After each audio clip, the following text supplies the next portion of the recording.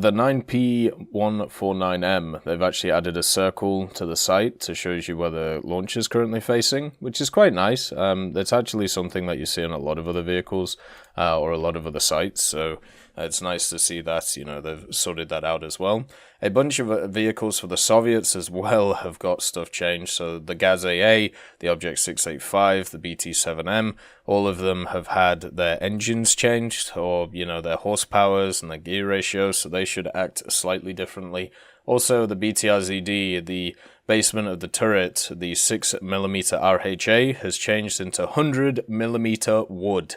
So, as usual, when it comes to the Soviets, they have a random piece of wood, which is very annoying, and your rounds will get caught on it, as always. The T-34 1942 now, the ammo rack is now much more detailed. The T-60 has a HD model now, and it's really nice to see, and they probably did it because it's going to be an enlisted as well. So, or it is an enlisted, so, you know, you can you can kind of hit two birds with one stone with that one, which is what we've seen from a lot of these different vehicles.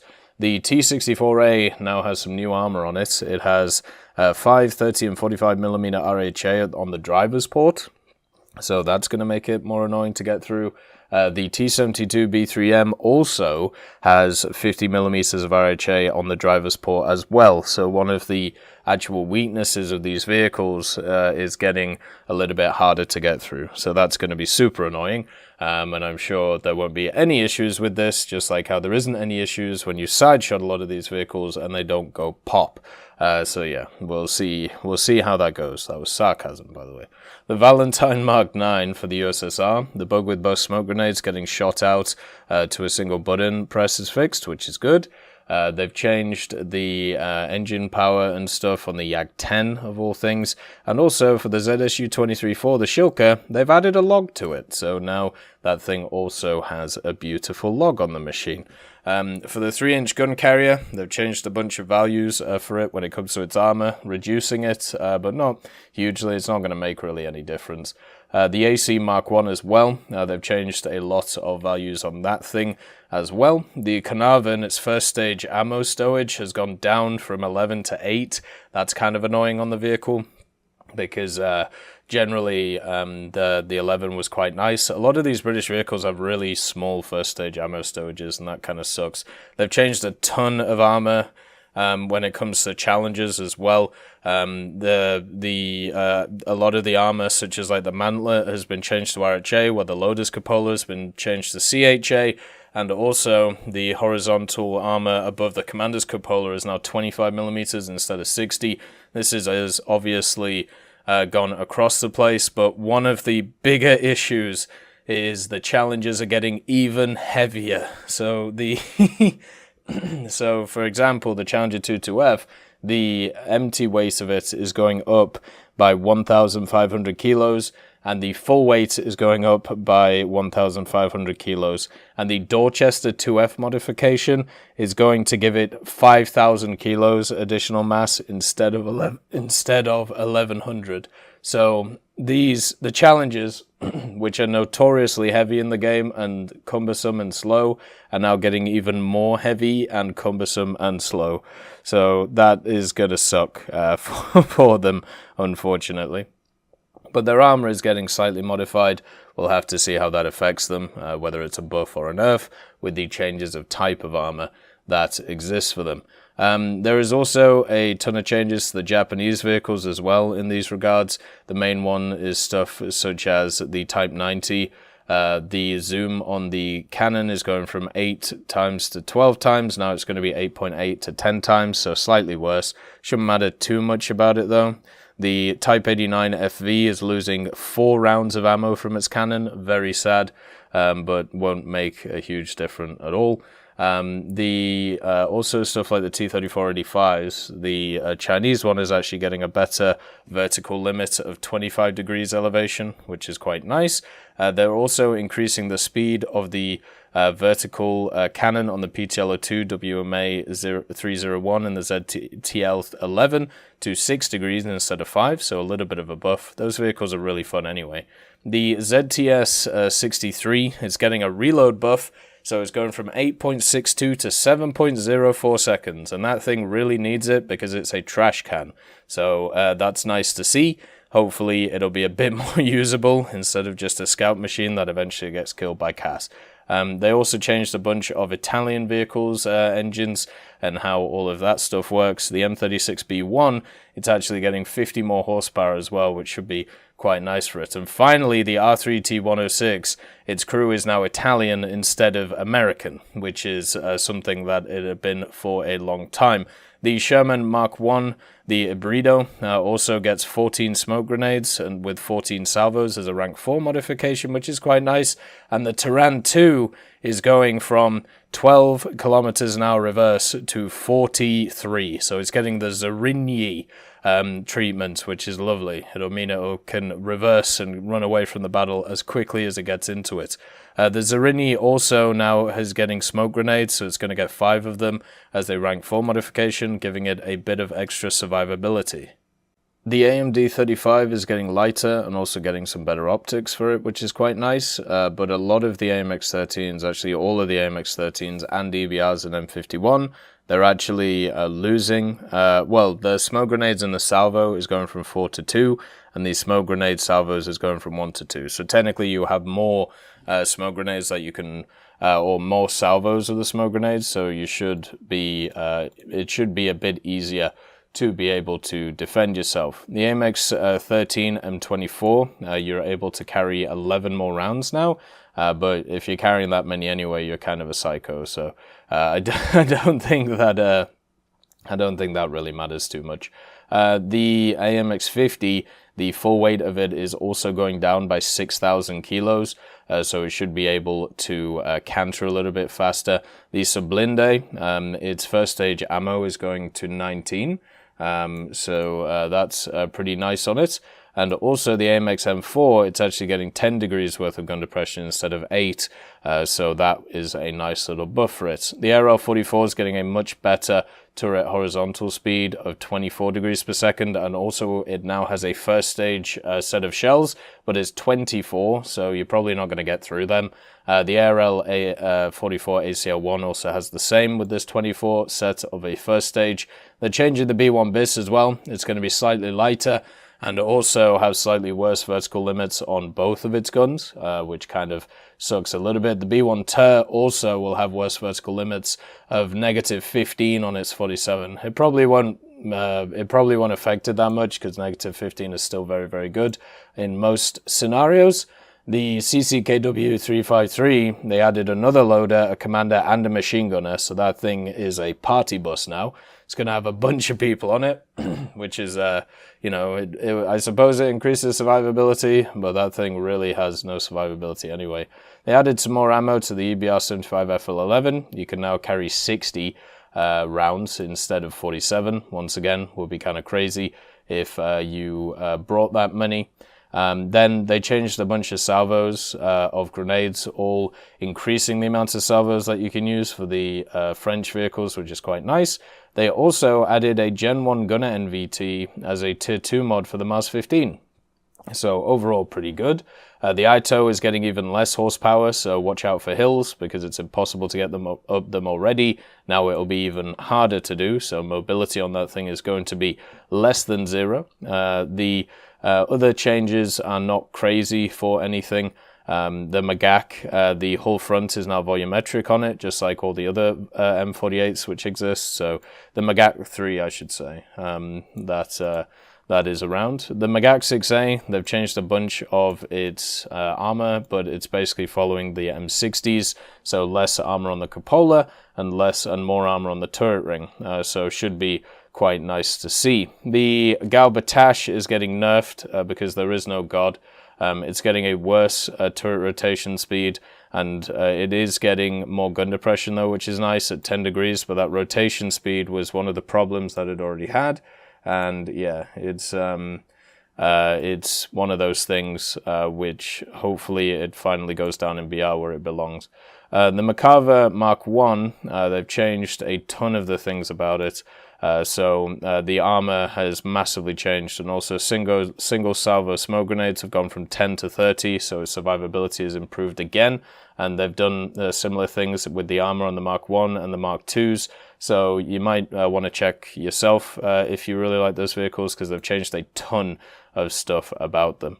The same thing with the Merkava Mark 3B as well. They've fundamentally changed the armor once again.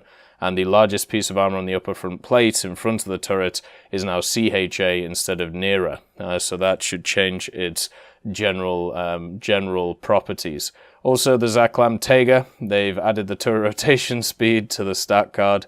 The gear ratios have been changed. Its max reverse speed is 16 kilometers an hour. So at least it's a little bit more useful. Naval artillery is getting quite a large buff. They've increased the dispersion to 90, but its adjusted dispersion is down to 60. The ammo count on it is going from 8 to 25, so it's going to be a hell of a barrage. The time until first shot is now 10 seconds instead of 20, and time between shots is 0.25 instead of 1.35. And the shell start speed is 400 meters per second instead of 820. And the HE shrapnel count has been increased, the shrapnel radius and damage has been lowered. So basically you're going to get smaller impacts, but you're going to get way more of them. So that's going to be kind of crazy. Also, battleships and battlecruisers, the main turret ammo racks, the HE constraint is now 3,000 instead of 7,000, so they should be a bit more survivable. Most of the MTBs, MGBs, MTGBs, and ferry barges, the bridge, main turret, and auxiliary turrets, the pressure damage multiplier has been increased on them, and the turret rangefinders and fire directors are now affected by overpressure. On a bunch of different little vehicles, they've got some slight changes, such as on the Benny and the Cowl and the Fletcher, the funnel HP has increased and the elevator HP has been decreased.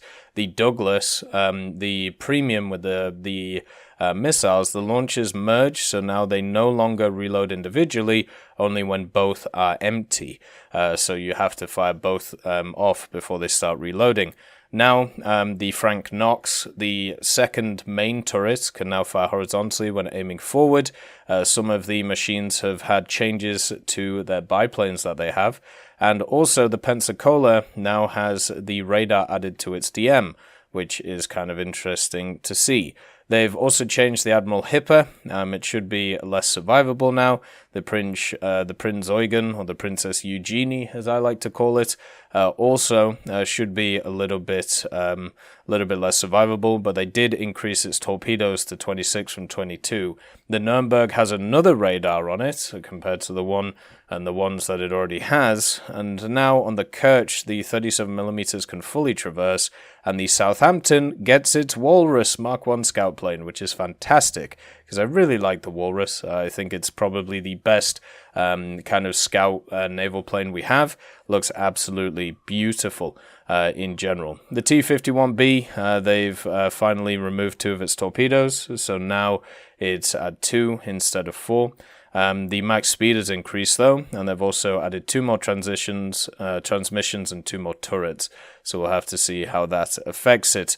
The number 15 PT-bow, or the PT-815, it's got different torpedoes now, the Type 72 Mod 1s, and they also added torpedo mode to its modifications. They should be a little bit better than before. The Suzuya, the vertical armor on the first and last turrets has been increased by 22 millimeters, and the Eugenia di Savoia now has depth charges as a rank 4 modification, so at least that'll make a lot of the other stuff cheaper. The MS-53 has its torpedoes changed as well from the standard ones to the L variant, so making them a little bit stronger, which is quite nice. And they did a ton of changes to different belts on vehicles. It's impossible to go through them all. Just understand that they've changed some like slight difference, basically what type of rounds is in the belts of certain guns. So if you want to see all the changes, they're linked below, but there's millions of them, so it's impossible to go through. They've removed a lot of stuff like the tracers from certain things. So the GSH 2030K, none of the belts now have tracers, or at least I believe none of the belts have tracers, apart from the APT round. All of the other rounds, even the Heffy T, which has the tracer, has it removed. Actually, no, even the APT has the tracer removed. So, yeah, they all don't have tracers. Same with the NR30, so they're basically getting the Swedish treatment, so you've got to be a bit careful about where you shoot now. Most of the rounds will not have tracers on them. And then also, they're doing a bunch of changes to missiles and rockets when it comes to their sensitivities and also the way that they fly. There is millions of these changes. Like, you would have to look at them specifically individually, but just understand, when it comes to this update, they are changing so many factors with so many different weapons and so many different vehicles. It is absolutely nuts how many changes are going through when it comes to a ton of the missiles and a ton of everything else. Like, it's so hard to comprehend how much is changing in this update, not just from a macro level, because of all of like the vehicles and the maps and stuff that are getting added, but from a micro level, they are fundamentally changing a ton of stuff in this game, and it's going to be impossible to track. Pretty much every ATGM in the game and also the vast majority of rounds in the game are getting changed, such as things like the 105mm shells, so like the M392A2, the DM13 APDS. Its ballistic caliber is going from 80 to 58. Its speed is increasing by 0.3 meters per second, and its drag coefficient is going up to 0.16751. That's kind of the idea when you have a look at a bunch of these things. That penetration is changing. Generally, a lot of rounds are losing certain characteristics or gaining certain ones, such as the M63HE. It now is no longer able to overpressure because it's an SAP HE round instead of a HE one now. But there's just a metric ton of these changes. So a lot of guns and a lot of rounds are going to feel very different after this update comes out, and you're going to have to get used to them once again. When it comes to the 37 and 47mm cannons on naval vehicles, the AI gunners will no longer attack destroyers with them, so basically they won't waste their time. Also, 100 to 155mm cannons, the AI gunners will attack battle cruisers and battleships with them now. The attack ranges for AI gunners have been increased, so basically going up by about 5 kilometers, up to 20 kilometers with stuff like 150s, 155s, and 283s to 381s. So they'll be a little bit more useful than before, instead of just kind of sat there not doing anything. And also, they've changed, once again, a ton of naval guns as well, with changes going forward with them. They've done a bunch of map changes as well. So on Frontline and Ground Sight for Aleutian Islands, Iron Range, Mozdok, the bombing zones, airfields, and their bombing zones and AAs have been moved. The Bourbon Island, the bombing zones have been moved once again, and removed 4 bunkers and 4 artillery with 4 AAs. On Poland, they've moved the bombing zones and removed 2 bunkers and 4 artillery. So they're doing little changes here and there. In Air SBEC, they've changed a bunch of those maps around as well, and also in Heli EC PvE, in the city map, they've moved the bombing zones, and for the ground vehicles in Heli EC PvE, they now have parts and FPE, so they'll be able to get rid of fires. For 77 to 87 battle at SPAA, they're going to have the BTR ZDs instead of the BTR 152s now. From 90 to 97, they'll have Shilkers. From 10.0 plus, they'll have AMX-30 DCAs. And now at 77 to 97, convoys now have 2 more SPAAs. And at 10.0 plus, the SPAAs are going from N163s and M247s to AMX-30 DCAs. And they've once again added 2 more SPAAs to that list. The Ardennes ground assault mission, the M4A176 will get APC-BC, same on the Japan and the Maginot Line one, so basically the AI are going to be a bit more deadly compared to what they were before. And on the Oahu test flight, they've actually added 2 stationary B-18s and 4 B-17Es to the other airfield, though they're not on their gears, but they're on their bellies, and thus have damage all over them. They also added 1 B-18A and 5 P-40Es to the airfield you take off from, added 2 Type 94 trucks, a Chihi and a Soki as targets across the bay, and they removed 3 low-poly destroyers, a low-poly San Francisco heavy cruiser, and added 4 more cargo ships, 4 PT-811s, 3 Fletchers, 4 North Dakotas, 1 Wyoming, and 3 Arizonas. So the Oahu test flight is going to be super cool to have a look at. And next time I'm on the dev server, I'll make sure to have a look at it for you and see all the different things. And obviously they added some stuff to the CDK. The Su-25 Late is there, the AKD-10 missile, and the CM-502 KG missile, which we talked about before. So a lot of additions in this update. As I said, this update is huge, and not just from like the amount of vehicles added. Like on this for a first dev server is massive, which is why I'm wondering if we'll actually get a second dev server, because this dev server is just way bigger than the previous ones. The only one which was even close to this was the one from, I think it was 2018, where they added the F-4C, the MiG-21, and also the Chinese forces. But this one is just nuts. Like, it's insanely big how much everything, or insanely big how many changes there are. It's going to fundamentally change a lot of parts of the game, so we're going to have to see how that affects everything else. Anyway, I hope you all have a wonderful day, and I'll see you next time. I'd just like to thank Nicholas Richardson, Elove Goat, Pyman675, Winter Scientist, Merciless Reaper, Jerry Prevolt, Megadino King, Orange Tail, Teddy, John Ryman, Universe, Ambrosius McClellan, Daniel Stanton, Moxie, B. Young, Uncle Bean, Sem Arslan, Derek R., Bareen, Lafouche, and Samuel Slick for supporting the channel.